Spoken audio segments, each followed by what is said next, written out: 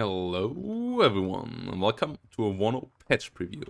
But this time, we don't start in the armory, because most of the changes that will come in the next patch are within the game itself. A lot of gameplay changes are to come in this next patch. Most of them focused around artillery, or a lot of them focused around artillery. Then, obviously, a new map that I already showed you in a previous build, but now it finally will come to the public as well. Ripple is on the way, and it's one of my favorite maps. They reworked it a bit. Constantine, for example, now is a +2 zone.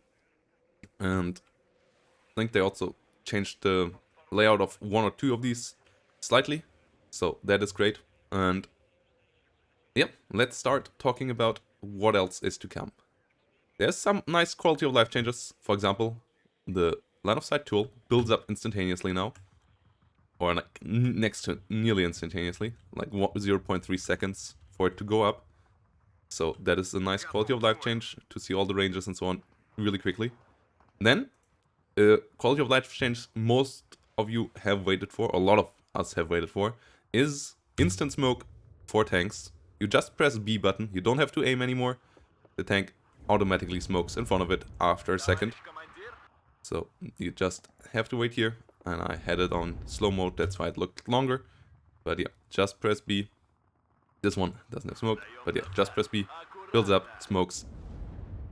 Pop up. There you go. And then, artillery is the bigger changes. Mortars, for example, now have a better trajectory. They aim fast. They are your fast reacting artillery pieces. They shoot fast, and as you can see, the trajectory of the artillery is pretty nice, pretty direct. And then artillery, as you can see as well, now doesn't shoot from left to right anymore. It shoots randomly into the target area. So no more running away to the right, away from the enemy artillery. You don't quite know where it will land.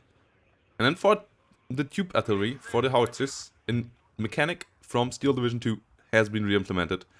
As you can see on these circles, for everyone who's familiar with Steel Division, that's pretty obvious. For everyone else, this is corrected shot. Corrected shot in WARNO will be given by all artillery pieces and all recon units. And within these circles, you will shoot more accurately. If you go outside of it, you will be a bit more inaccurate. So getting this circle over your enemy will be really helpful, and that's why you want to have recon, for example, behind enemy lines over here, and help you out getting some nice shots onto the enemy. And if you fire within, you will be more direct on target.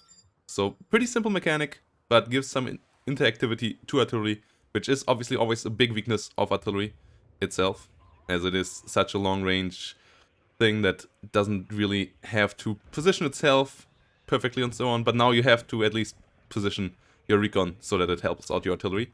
And artillery also became a bit more deadly, not by a lot, but the stress especially has been increased by quite a bit. As you can see, these Saperis got routed quite quickly, these Saperis got taken out, but they have longer reload times and longer aim times on all the howitzers, so it's not an instant delete machine.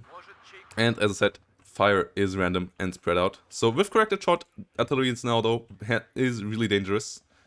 So prices might have to be adjusted, but that's fair, I guess. Then buildings now give less of a damage reduction bonus. So infantry in buildings is not unkillable anymore. It's still pretty good, but not as hard to kill as before. HE, damage weapons of tanks and autocannons, does more stress. And so you can stress out infantry a bit quicker.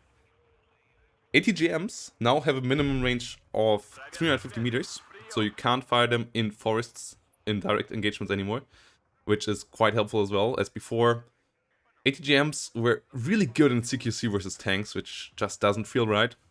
So giving them that minimum range means that ATGMs in CQC ain't the delete machines they were before, which is great.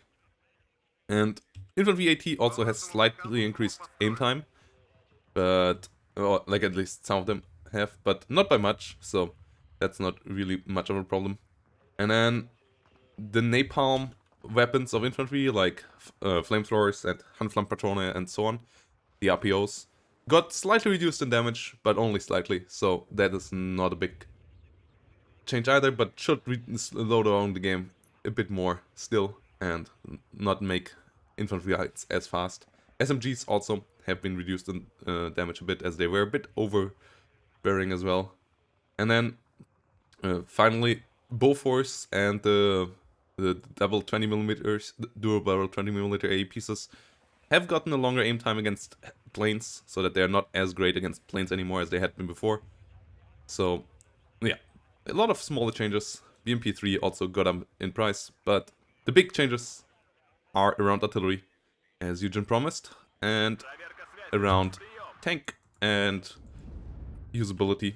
A couple of other things also have been changed. Their interface pings are now more visible in different colors. You are supposed to be able to read the name above them a bit better. As I'm single player, I can't tell you about that right now.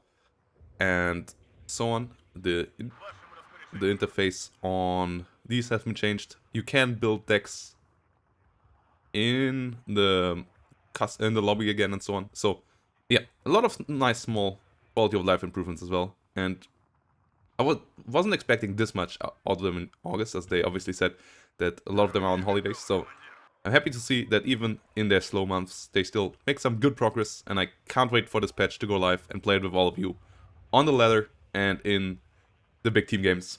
And I hope you all look forward to this as well, and I see you all next time. Bye bye.